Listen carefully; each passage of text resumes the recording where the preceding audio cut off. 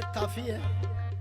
बहुत बड़े वली अल्लाह की लिखी इमाम जलवी हमारे फैसलाबाद के ख्वाजा गुलाम मोहम्मद इमाम जलवी, वो कादरी सिल के है लेकिन उनने अपने पेशवा के बारे में लिखा है। तो पेशवा एक ही होता सबका, इक्को माही जिन्हों तक दे सारे, एक माही दो नहीं। तवज्जो फरमाए। शाला नित तेरे घर जम्मा नी अम्मा घर रांझण आया।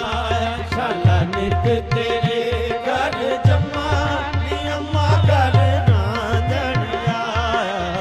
नित तेरे घर जम्मा नी अम्मा घर रांझण आया।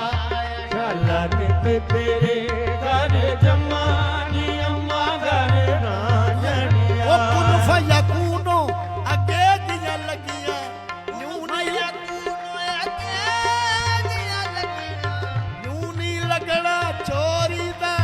शाला नित तेरे